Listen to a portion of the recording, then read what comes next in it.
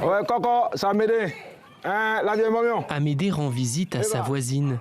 C'est lui qui l'a aidé à finaliser son dossier de victime de la guerre civile. Aya Yeboué a pu toucher 2 millions de francs, 3 000 euros, soit un peu plus de 2 ans de salaire moyen en Côte d'Ivoire de la part du gouvernement. En 2002, lorsque les rebelles opposés au pouvoir central de Laurent Gbagbo s'emparent de Bouaké pour en faire leur capitale, Aya et sa famille prennent la fuite. Leur maison sera saccagée. Donc, donc ici, on a 4 chambres dans la maison et toutes les portes, en tout cas tout a été pillé quand elle est revenue. Tout a été pillé. Voilà. Donc, avec l'argent, tu as fait quoi ici?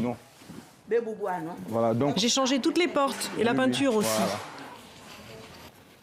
2 millions de francs pour tout réparer et oublier. Alors Aya a colmaté les murs, mais il y a des choses qui ne s'achètent pas. J'ai perdu 2 enfants et 3 de mes parents. L'argent qu'on m'a donné, ça m'a permis de reconstruire et de payer les funérailles. Mais personne ne peut chiffrer ma douleur. 2 millions pour 2 enfants, c'est ça le prix d'une vie? Dans le dossier qu'elle a constitué en 2015, la mort de ses enfants est détaillée sur une demi-feuille de papier. La commission spéciale mise sur pied par le président Ouattara a recensé plus de 316 000 victimes sur une large période, allant de 1990 à 2011. Voilà. Et voici le fameux document qui a lancé le processus. À travers cette fiche d'identification des victimes des crises en Côte d'Ivoire. Sans cette feuille, oui.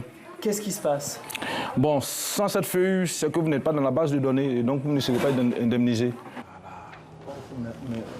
À quelques rues de là, toujours dans le même quartier, Célestin Kofi, lui, a presque baissé les bras, incapable de réunir tous les documents exigés par la commission.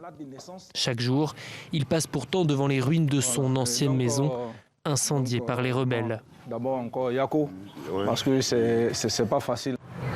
Je sens sur le cœur. Donc pour vous rebâtir la maison, vous permettra de faire le deuil. Voilà. Ok.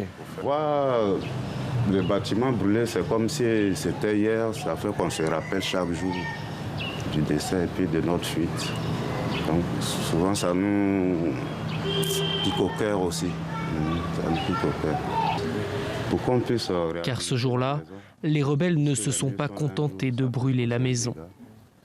Et ils sont venus directement tirer la maman de la maison et aller la brûler vif au carrefour d'à côté. Près de 20 ans après les faits, Célestin Kofi a perdu espoir d'être un jour reconnu comme une victime de la guerre. Devant les ruines, il espère simplement éviter de nouvelles violences.